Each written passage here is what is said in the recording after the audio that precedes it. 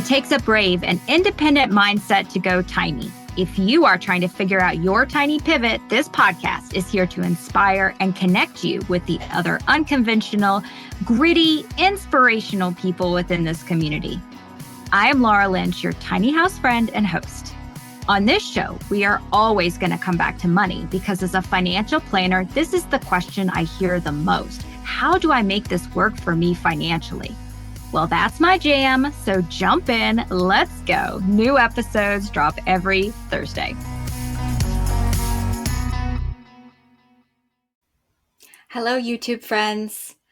I have a confession. So I was working on an audio-only project on my recording software, and I forgot to turn video recording back on. This is affecting 2 episodes of Less House, More Moolah podcast. One is episode 53 with Mick Talks Tiny, and the other is episode 54 with Eric Radzuski with Family Trucksters. So I'm so sorry for this mistake, but to make it up to you, I decided we would do a YouTube exclusive. So the 3 of us, Eric and Mick and I, are going to all get together and talk about entrepreneurship as we are all building businesses in the tiny living world. And so I want to explore the ideas around risks and our favorite platforms and what's motivating us. And I thought this might be useful for those who are interested in some sort of side hustle or entrepreneurship. So again, so sorry for forgetting to turn the video recording on for these 2 episodes, but I hope you enjoy the YouTube exclusive, which will be coming out soon. So Mick, welcome to Less House, More Moolah podcast. I'm super thrilled to have you here. You and I are doing the same thing out, talking to all the people in the tiny living community and, kind of getting the word out there about why and what's great about it. So thanks for joining me. Yeah, of course. Thank you so much for having me. I'm excited. I think it's great to just have as many channels as possible, just putting out information that can help people make informed decisions about going tiny and just learn more about the movement. I'm all for it. So I'm super happy to be here. Excited to chat. Yeah, great. So Mick, please share with us your tiny living story. Yeah, sure. So I would call myself a tiny house enthusiast because I'm not currently living in a tiny house. My goal is to buy a tiny house in the next few years.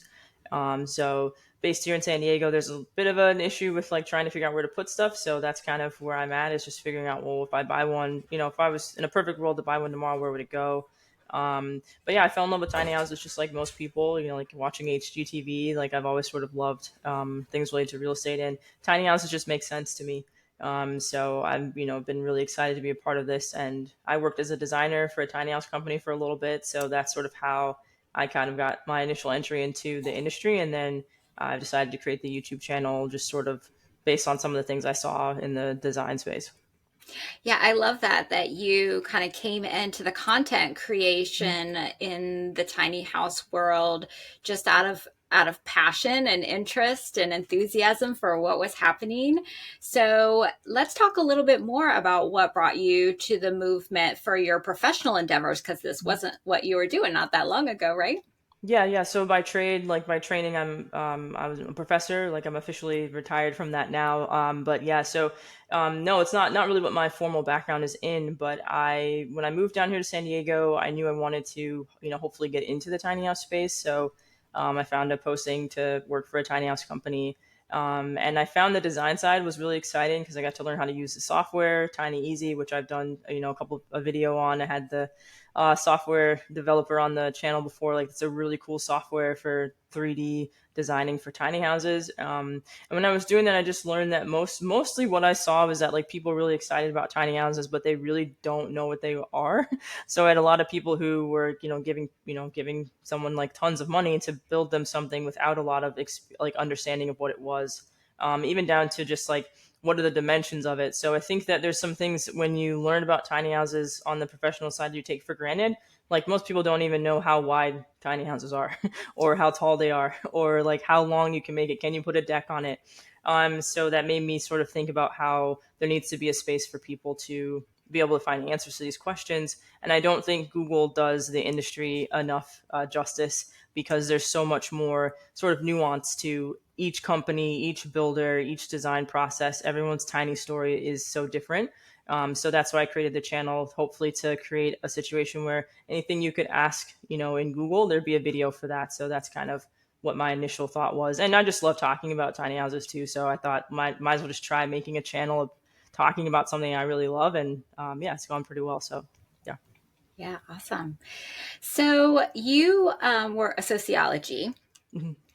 professor, right? So you've done a lot of studying of sort of human movements and change and what happens within societies. And so, what is your particular perspective on this, movement? Maybe it's not everybody, but sort of really growing momentum around the movement away from the American dream and the big house and all that comes with that. Yeah, sure. Well, the American dream is an interesting concept, because as much as we've taken ownership over it over the past few like hundreds of years, it actually was created for us. So like the basis of it is to sort of get us to go out and like produce more. In order to buy a house where you can have like the white picket fence and the 2.5 kids and the dog, like sort of like the original traditional sort of image we saw on mainstream TV back in like 50s, you'd have to work a lot. You'd have to either have one job that pays your bills where you can put in 40 hours a week, which is just not the norm as much anymore. Like wages haven't gone up in like 50 years. Like we just don't have that kind of job market anymore. Or you have to work a ton of jobs. So I think that, at least from my perspective, people are sort of moving away from it because it's really not attainable. And with housing going up, you either, you risk being like house poor. I know that right now, on average, people spend like anywhere from 40 to 60% of their income on their mortgage. And that's just not sustainable. So I think that people are just kind of tired of sort of giving into this idea that in order to be happy, you have to have a really big house in a suburb with like all of the bells and whistles. And they're trying to find like a way to carve out what their version of that dream looks like.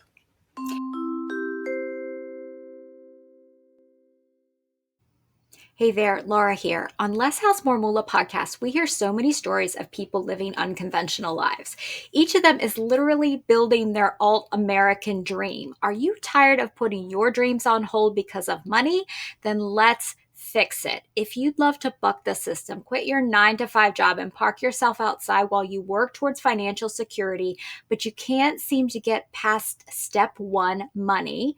If you have a vision of an alt American dream and are sick of making Pinterest boards, then let's make progress. I have a 2-part offering that's going to help you. First, I'm going to give you access to my financial freedom calculator so that you'll understand your numbers and have a tangible starting point. This is free. Second, we're going to book a session to figure out your finances so that you can live your alt American dream as soon as possible. This is paid. Why am I giving you something for free? Because I'm passionate about empowering people to choose an unconventional path. I walked away from a 6-figure corporate salary to live in a tiny home, to start this podcast and launch my firm. I am here to help people plan a life based on their values. If that's not literally putting my money where my mouth is, I don't know what is. Now, I'm going to ask you to put your money where your mouth is.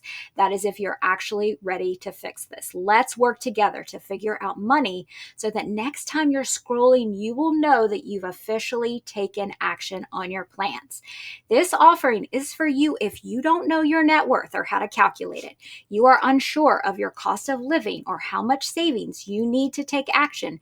You don't know what money move you need to make next. Your dream of an unconventional life is built on your terms. This offering is for you if you want to feel confident about your money overall.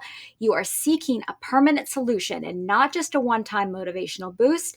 And you want to learn about money from someone who shares your interest in breaking away from the norm. So what do you think? Are you tired of starting sentences with someday when I? Then go ahead and go to altamericandream.com and sign up for the Financial Freedom Calculator.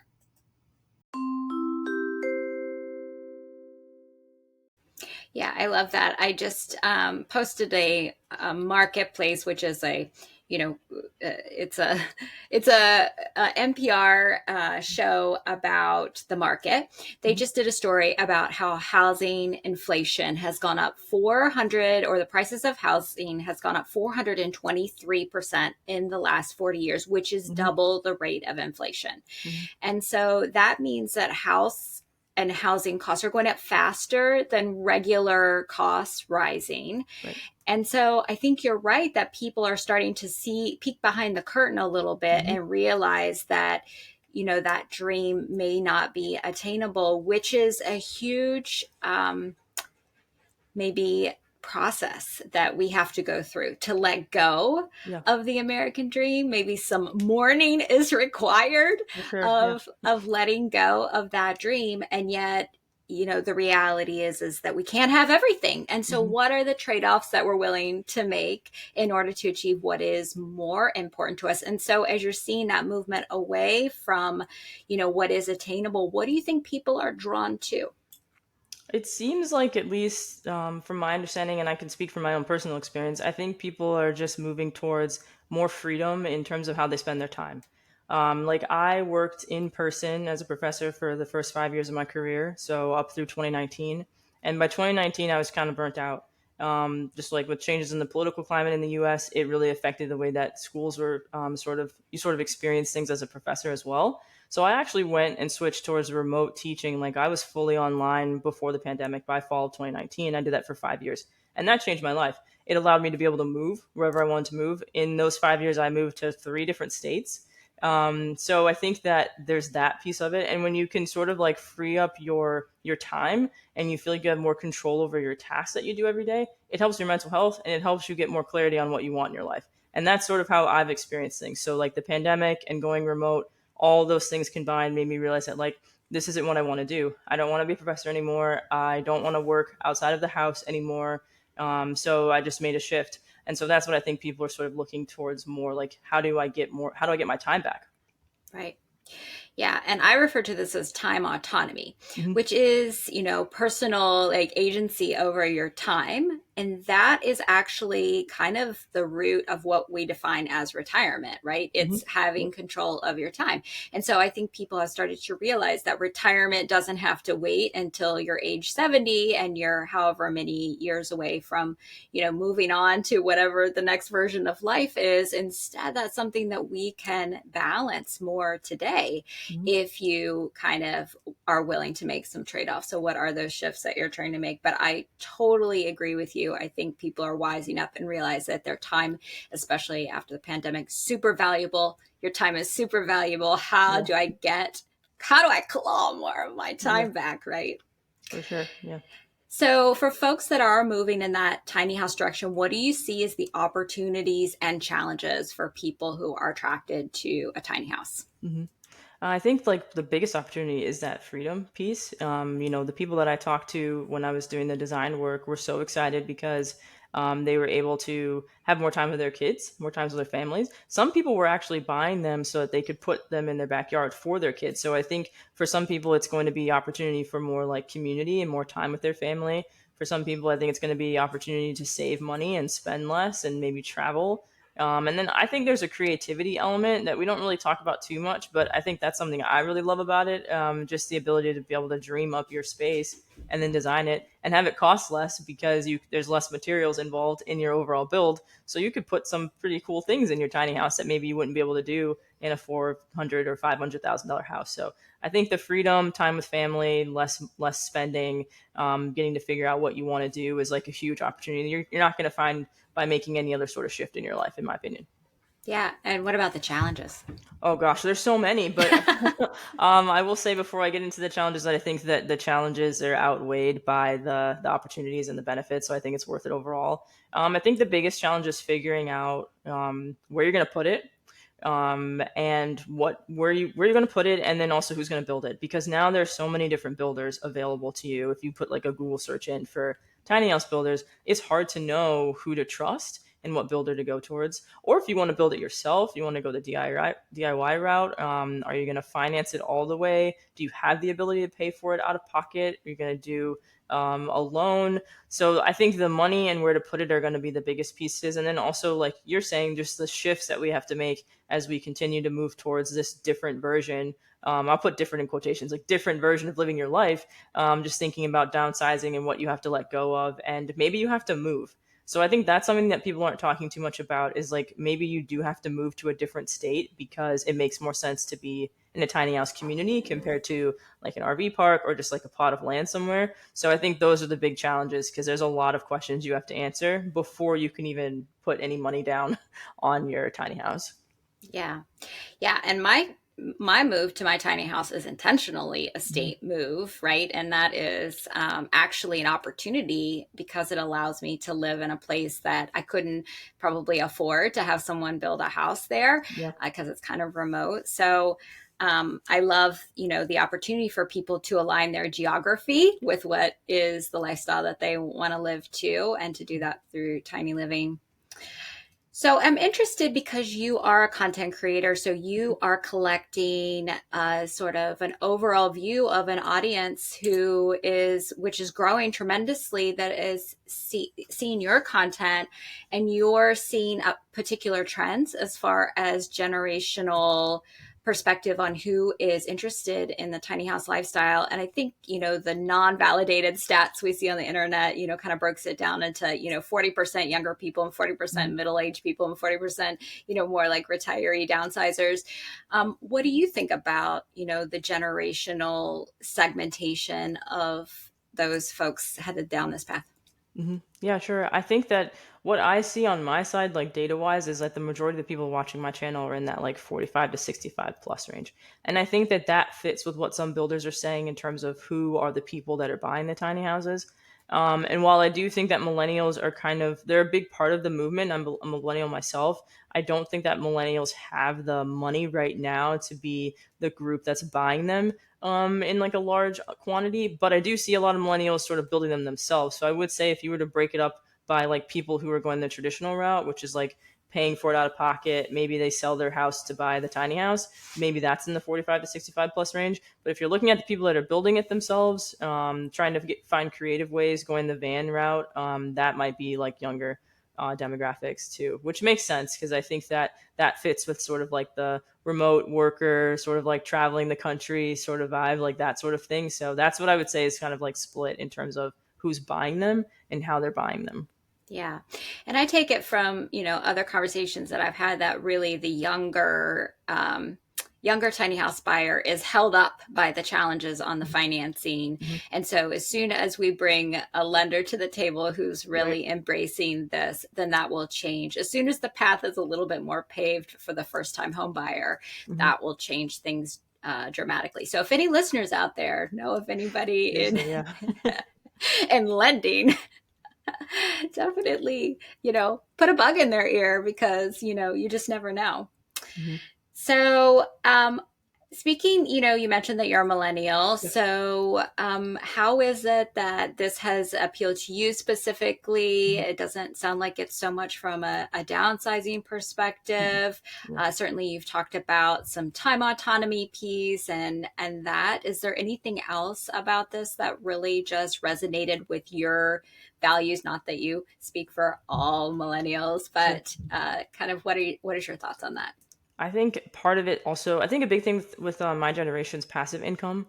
So I think another aspect of the tiny house movement that is getting a lot more traction, definitely in YouTube, is Airbnbs and the short term rental potential. Mm-hmm. So I think that, for some people, there's this idea of like, well, maybe I'll buy a house so I have the land and I'll put a tiny house in the backyard, maybe buy like a cheaper house somewhere, and then you can rent out the tiny house, or you could live in the tiny house and rent out the larger house. I think that appeals to me too, because I think that the more experience you can get in different areas in terms of where your sources of income can come from. I think my generation focuses a lot on having multiple sources of income, and so the tiny house movement offers that at a much cheaper rate than if you were to get into real estate investing, where you have to put in, hundreds and hundreds of thousands of dollars. Most of us don't have like 300K lying around to like buy a house or flip it, but maybe they have like $50,000 to build it themselves and then turn it into an Airbnb. So that's something that appeals to me. And I think that that's something that appeals to millennials too, outside of this sort of like just the freedom piece and being able to just sort of take control of your time. What about the community thing? I'm seeing so Mhm. much on the Instagram, right? Which I share this, mentality. Can I just bring all of my friends together and put together a tiny house village and like be around the people that I want to be around? Are you seeing that too, as far as the interest with millennials, that kind of notion of community and bringing people together? Not really. Yeah. I think I don't know if it's that we're used to being like more isolated, but yeah, I think like even with the tiny house communities, the people I've talked to, like the majority of people living in tiny house communities are in that 45 to 65 plus range. So it doesn't seem like millennials are necessarily gravitating towards being in communities themselves so much as just finding a way to build wealth or spend more time with their families or just travel. But I could see it over time. Like I could definitely see like a group of millennials getting together, going in on the land, and then putting their tiny houses there. I definitely see that as something that's a possibility. But I think right now, as we like enter into our like we're like late 20s to like early 40s, I think like it's not really like at the forefront of our minds to sort of like create that form of community, because I do think a lot of millennials are not interested in being in one place. Like they Yeah, want to be able to move around. So. that's interesting. That Mhm. must be my algorithm. My Gen X algorithm is trying to figure out like, oh, I really like, I'm kind of a little bit of a social isolationist, but there are some people I really, really, really like, and I'd Yep. like to be around them more. So interesting. So, talk about the solutions. You've talked about your channel a little bit and Yeah. how you're, trying to make sure that you have every topic available Yep. to search. What else are you bringing to your audience to help them move forward? I think just like a variety of people on the channel is something that's really important to me. So just sort of like in addition to trying to answer as many questions as possible, just making sure that if I want to answer the question of who's a builder you can go to, then I'm not only picking the same type of builder. So that there's people that build like shipping containers, there's people that are doing the more traditional builds, there's people that specialize in like ADUs.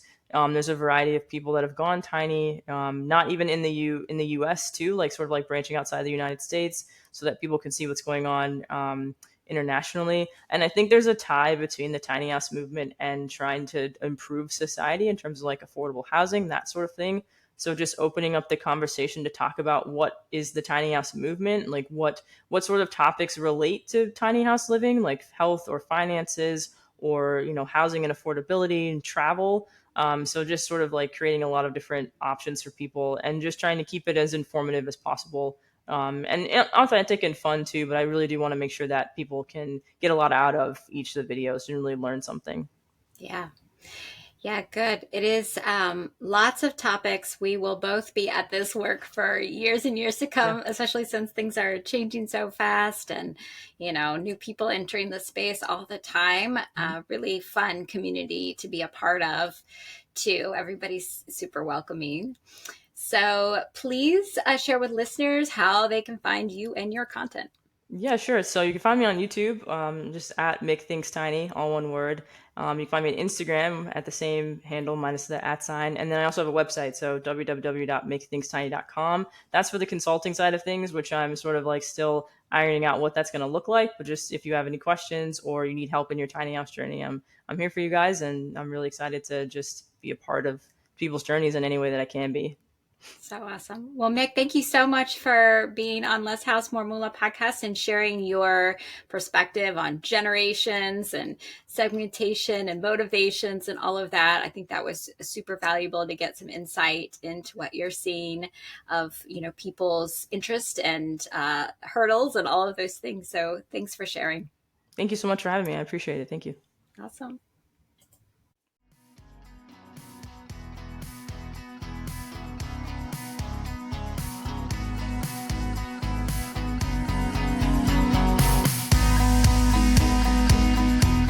Hey, I'm honored that you listened to this episode of Less House, More Moolah. I I hope something in it will help you continue to move toward a life aligned with your values. Every algorithm out there is trying to tell us what to prioritize, but we get to choose. If you haven't ever identified your key values, I have a free resource on my website to help you. Just have to go to thetinyhouseadvisor.com. It's thetinyhouseadviser.com. At the bottom of the page, you can grab the Tiny Life Values worksheet. When we design a life around what is our core truth, we shortcut to deep fulfillment. See you next Thursday. Please see the show notes for important disclosure regarding the Tiny House Advisor LLC and this episode.